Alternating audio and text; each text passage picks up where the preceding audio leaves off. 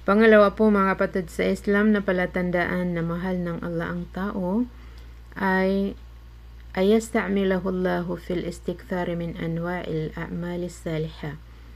Ang gawin siya ng Allah na nag-iipon ng iba't ibang uring mabuting gawa. Siyempre pag tayo ay gumagawa ng mga mabubuti, mga kapatid sa Islam, ay ang iniisip natin ay upang makaipon ng mabuting gawa para mabaon natin sa kabilang buhay.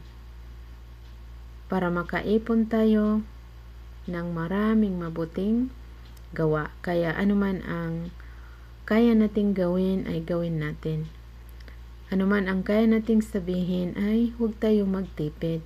Huwag tayo magtipid mga kapatid sa Islam kasi tayo rin ang mag-ani eh. Diba na pag-aralan natin noon pa na ang pananampalataya ay sobra 70, na ang pinakamataas nito ay ang la ilaha illallah at ang pinaka-minimum nito, pinaka-minimum na paniniwala ay ang tanggalin mo ang basura sa daan upang walang makaapak at walang maistorbo. Yun ang iman. So, sa pagitan ng dalawang ito, ang la ilaha illallah at ang tanggalin mo ang basura sa daan, ay daming mga mabubuti. Lahat ng mga mabubuti mga kapatid sa Islam ay pag ginagawa natin ito o sinasabi natin na ang intensyon natin ay para makaipon tayo ng mabuting gawa, ay walang dahilan ito kundi dahil linagay ng Allah sa ating mga pag-iisip.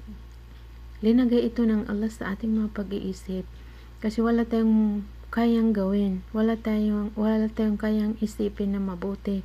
At wala tayong kayang gawin na mabuti kundi tinutulungan tayo ng Allah. Una ay pinapaisip niya sa atin. Pangalawa, pinibigyan tayo ng lakas upang magawa natin. Pangatlo ay tatanggapin niya sa atin. Pang-apat ay gagantimpalaan niya tayo sa mundo at sa kabilang buhay. So diba, napakabait ang Allah sa atin. Lahat po mga kapatid sa Islam ng mga accomplishment natin ay tandaan natin na galing yan kay Allah subhanahu wa ta'ala. Galing yan kay Allah, hindi yan galing sa atin. Kaya lagi tayo magpuri kay Allah subhanahu wa ta'ala pag may na-accomplish tayo ng mabuting gawa. At lagi natin i-refresh ang ating mga intensyon.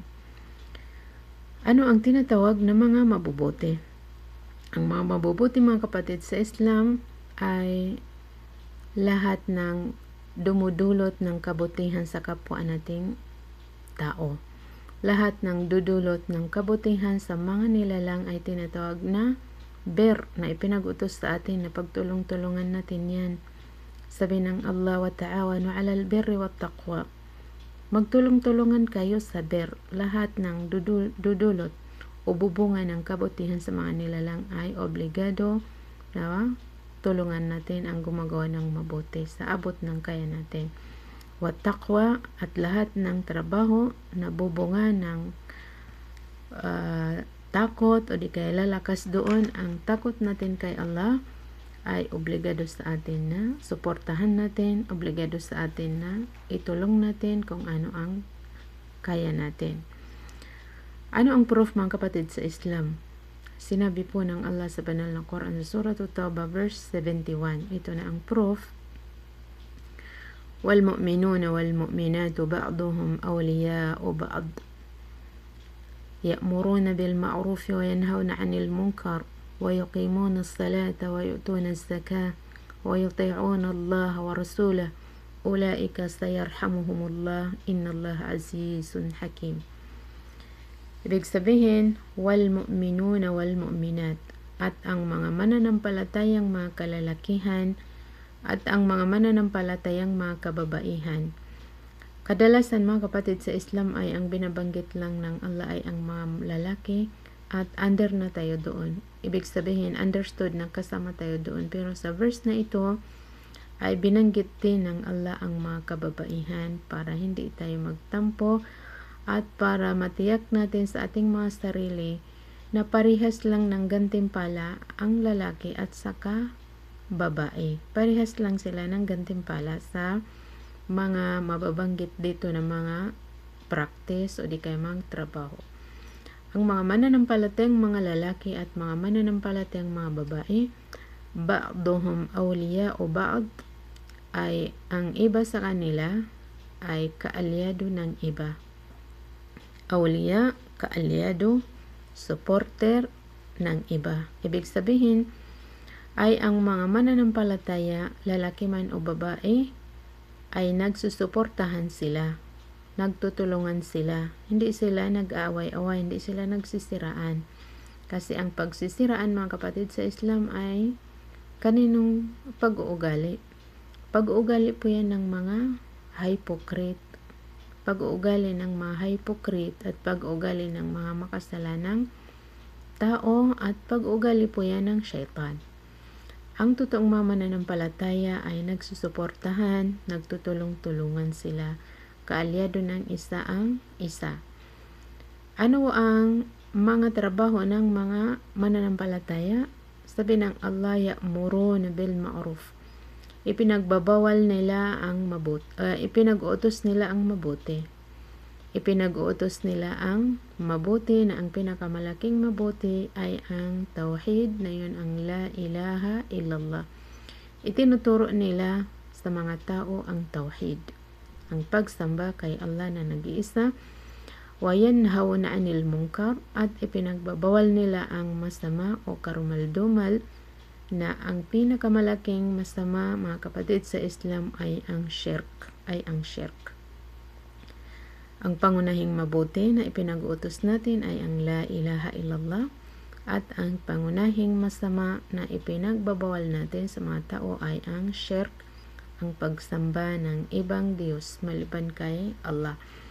So kung membro tayo dito, ay kabilang tayo sa mga mananampalataya na nagtutulong-tulungan. Kaya inshallah po ay kabilang tayo dito, kahit na ang intention lang natin sa pag-active natin makinig dito ay bilang suporta sa mabuting trabaho, kasi alam ng Allah na ang pagkaroon ng kaalaman ay walang bubungahin kundi i-share natin sa iba. Kaya binigyan po ng malaking gantimpala ang pag-aaral sa Islam, dahil yun talaga ang bubungahin ng kaalaman na ma-share natin sa iba. Ya'muruna bil ma'ruf wa yanhauna 'anil munkar wa yuqimuna as-sala, at isinasabuhay nila ang dasal. Nagdadasal sila, aktibo sila sa limang beses na pagdasal sa araw-araw, at ang iba ay mga aktibo din sila sa mga voluntaryong dasal. Wayu'tuna az-zaka, at ibinibigay nila ang obligadong kawanggawa. Wayuti'una Allah wa rasulah, at sinusunod nila ang Allah at ang kaniyang sugo. So yun po, mga kapatid, sa Islam ang mga practice na in special na binanggit ng Allah dito na ginagawa ng mga mananampalatayang mga kalalakihan at mga kababaihan, na sila ay nagtutulong-tulungan. Kailangan natin po, mga kapatid, sa Islam pagtulong-tulungan ang pag-utos ng mabuti at pagbawal ng masama, dahil hindi po ito kaya ng isa, hindi ito kaya ng isang tao. So sino man ang nagsusuporta ay makukuha niya ang gantimpala, depende kung ano at gaano kalaki ang naisuporta niya. Depende, mga kapatid, sa Islam kung gaano kalaki ang naisuporta natin sa pag-uutos ng mabuti at pagbabawal ng masama. May yashfa' syafa'atan hasanatan yakul lahu nasibun minha. Sino man ang magsuporta ng mabuting suporta, kahit anong suporta, ay igagantimpala ng Allah sa kanya kung ano ang katapat niya. Ganun din ang masama, na sino man wa may yashfa' syafa'atan sayi'atan yakul lahu kiflun minha. Sino naman ang magsuporta sa masama, kahit ano ang naisuporta mo, salita man o gawa, ay ipaparusa din sa nagsuporta kung ano ang katapat ng isinuporta niya. Kaya po, Ipinagbabawal sa Muslim na sumuporta sa mga masasamang organisasyon, mga masasamang program tulad ng pagdidiriwang ng mga Christmas na ipinagbabawal sa Muslim na sumuporta kasi bakit? Pag sinuporta mo yan ay mayroon kang kaparusahan. Ikinatutuwa mo na gawin yan ng mga hindi Muslim. Ipinagbawal din sa Muslim na suportahan ang nagdidiriwang ng birthday, nagdidiriwang ng birthday ng propeta dahil po lahat yan mga bid'ah.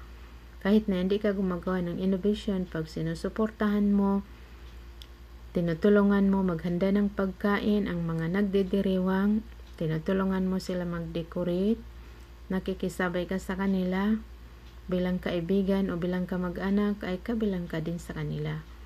Sino man ang magsuporta ng masama ay igagantimpala o ipaparusa sa kanya ang katapat ng isinuporta niya. So, ganun din po, mga kapatid sa Islam, ang pagsuporta. Kahit na hindi tayo marunong mag-lecture, ay suportahan natin ang mga nagle-lecture. Kahit na hindi natin kaya magpatayo ng isang masjid, ay suportahan natin ang nagpapatayo ng masjid. Kahit ano lang ang kaya natin. Kahit na hindi natin kaya magpatayo ng madrasa, ay suportahan natin yung mga nagpapatayo ng madrasa.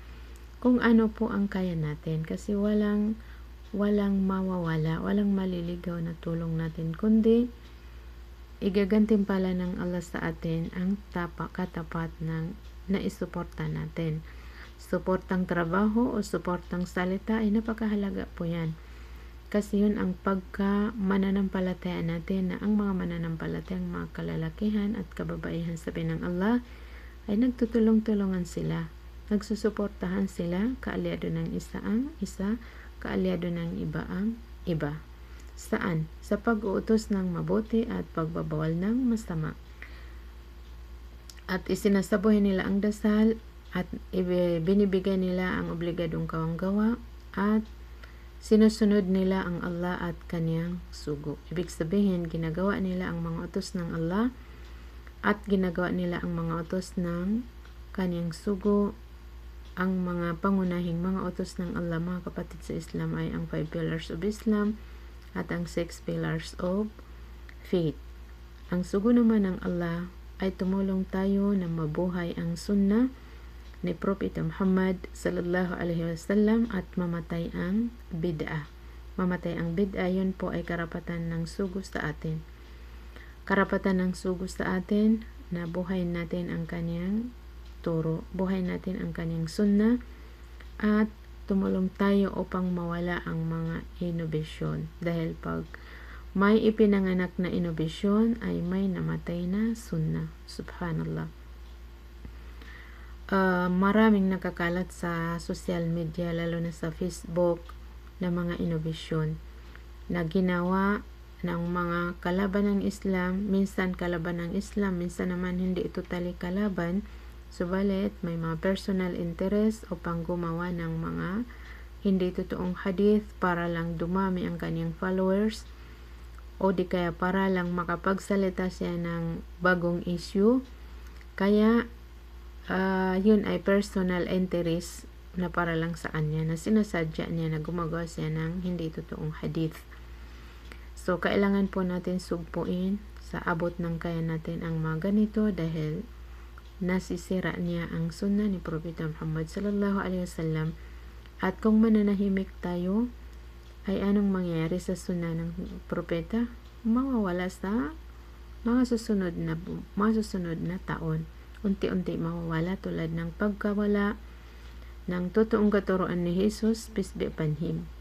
Ang totoong katuruan ni Jesus, peace be upon him, mga kapatid sa Islam, ay Islam. Islam ang kanyang katuruan, tulad ng katuruan ni Propeta Muhammad, peace be upon him. Dahil lahat ng sugo ay pare-parehas sila ng katuruan. Lahat la ilaha illallah, lahat Islam. Kaya ang mga propeta sa sinaunang panahon ay nagdadasal sila, nagfa-fasting sila. Magkaiba-iba lang sila ng batas, pero iisa ang kanilang katuruan, na yun ang Islam. So sa una, sa panahon ni Propeta Jesus, peace be upon him, ay Islam ang katuruan niya at Islam, Muslim ang mga tagasunod niya.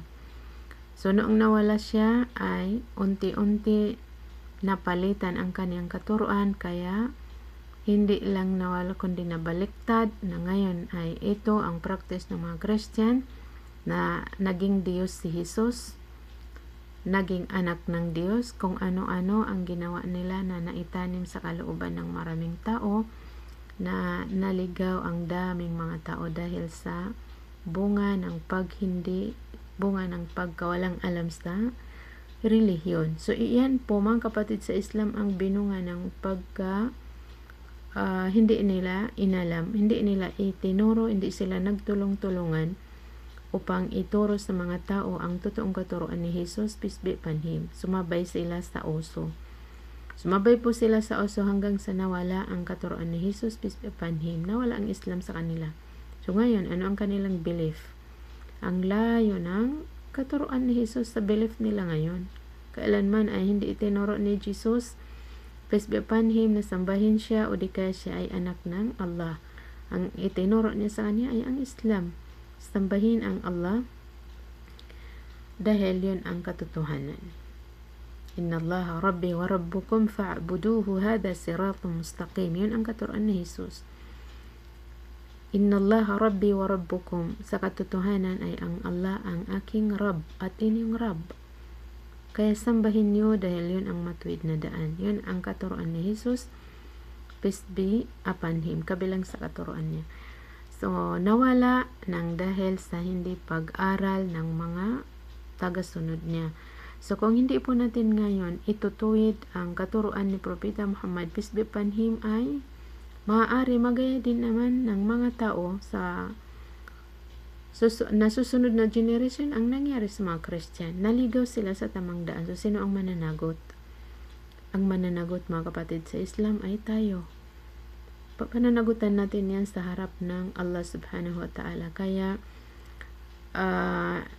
nakikinig po tayo ng lecture ng hindi lang sa nakapakinig tayo, kundi ang malaking purpose natin ay makatulong tayo sa pagkakalat ng katuruan ng Islam.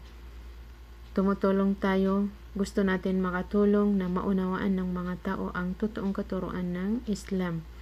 Kaya lahat ng sinasabi natin dito ay mayroon tayong proof sa Quran, mayroon tayong proof sa hadith. Dahil hindi pwede na hindi tayo sigurado o hindi natin tiyak na ito talaga ang katuruan ng Islam. Dahil sinuman ang mangangaral na iba ang ipinangaral niya ay pananagutan niya sa kabilang buhay. Kaya ito po ang napili nating libro dahil wala siyang sinasabi na walang proof sa banal na Quran o di kaya sa sunnah ni Propeta Muhammad sallallahu alaihi wasallam. Dalangin ko kay Allah na pagpalain na ito sa atin at bumunga ng maraming kaputihan sa ating mga sarili at sa ating pamayanan, lalo na ang mga Muslim. Maraming salamat po sa inyong lahat. Biyayaan nawa kayo ng Allah. Subhanakallahumma bihamdik, ashhadu an la ilaha illa anta, astaghfiruka wa atubu ilaik.